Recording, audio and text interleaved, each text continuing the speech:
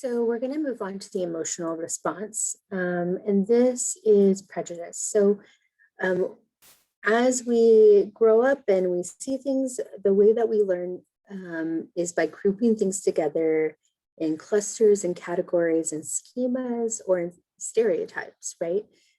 Because whenever we also lump together social categories, then those are the stereotypes. So that's the cognitive process, just learning. Now, in the same realm, those schemas or stereotypes are going to be associated with certain attitudes and feelings.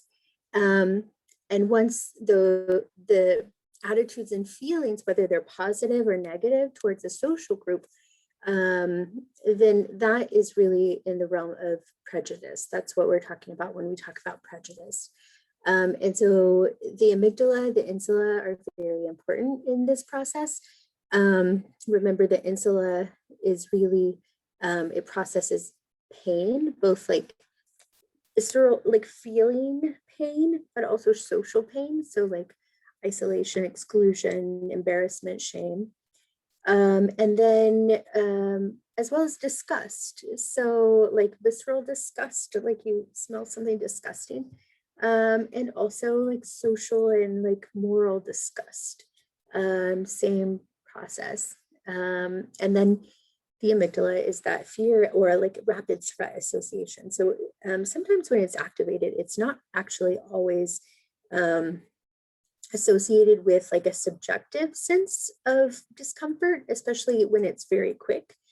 However, it is associated with like sensing that something is a threat. So it's kind of like you're always taking in information and consolidating it, and the amygdala is always on alert. And as soon as it sees something that is potentially a threat, because of those associations that you've learned throughout life, then it triggers something. So prejudice may reflect a preference towards in-group members or a dislike of out-group members. And this is just, the process of fear conditioning, really.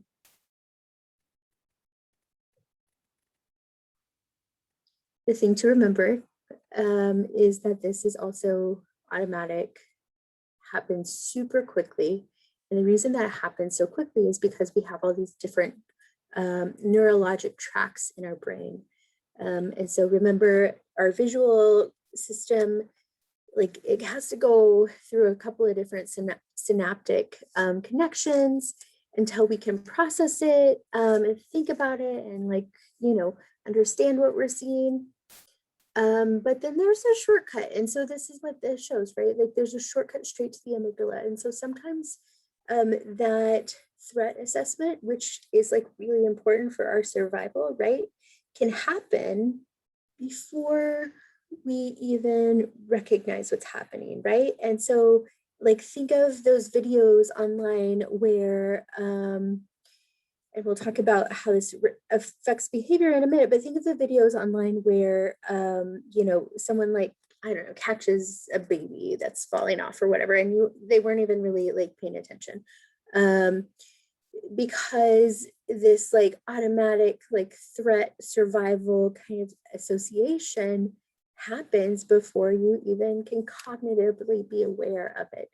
And so why is this important? We'll talk about more in a minute, but it's important because like there's nothing to be ashamed about it, and you can't like control it, and you can't like cut this connection. Like that would not be a great thing. So the amygdala activation, whenever we're talking about racial prejudice, in studies, in certain research studies where they were using white research subjects, they would flash images of Black faces. And when those were shown very briefly, like so briefly, they didn't even see an image. Like they could not even cognitively process that they saw an image of a face. On the functional MRI, still the amygdala would light up. And so that amygdala, like the threat doesn't even need to be present for like, more than 100 milliseconds, and it's already activated, already sending projections throughout the body. when you have no idea what's going on. And the response in these studies in the amygdala was larger in white subjects with high level of prejudice. And so when I say prejudice, I mean implicit bias, because again, all of this is like subconscious, it's automatic, it's nothing that you can control. And a lot of times you're not even aware, right? Because it doesn't match up with explicit beliefs. It doesn't match up with what you value as a person and truly believe in and what your goals and everything are. It's all about what you were conditioned to associate in your brain based on, you know, your position in society and what that means to everyone else. And so people who had a high level of implicit bias, which is this like amygdala emotional association with, you know, outgroups, in this particular case, Black social category, that reflects a learned threat response due to fear conditioning. And again, remember, this happens super early, like this happens during childhood, infancy, whatever. And then the caveat was that the response was also larger in subjects with low implicit bias or low racial prejudice when they were anxious about appearing prejudiced in front of others who disapprove of bias. So we'll talk about more of that when we talk about like aversive racism, but just keep that in the back of your mind right now. Now, is this like embedded, changeable, like we can't do anything about this because we're conditioned when we're babies? And no, actually, it's still just like facial processing, it's still associated with our motivation, right? It's what we're paying attention to. And so you can ask the same white subjects to actually just look for a small dot on the screen, and they do the flashing, faces, and no amygdala response because they're focused on something else.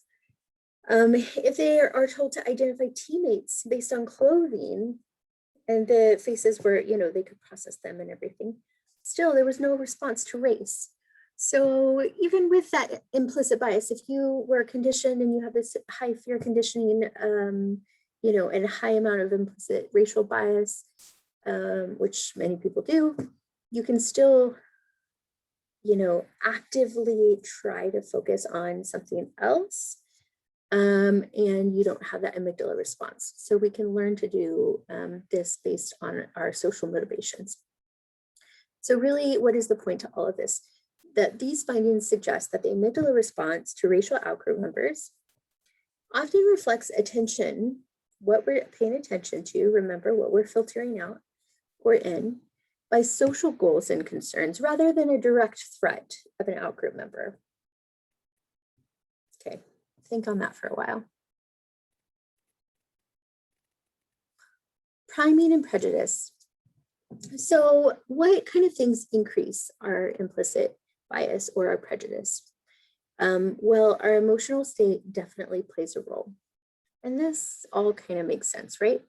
Definitely if we're angry, we are going to make these connections stronger, and we are going to strengthen these like implicit bias and this fear conditioning, right?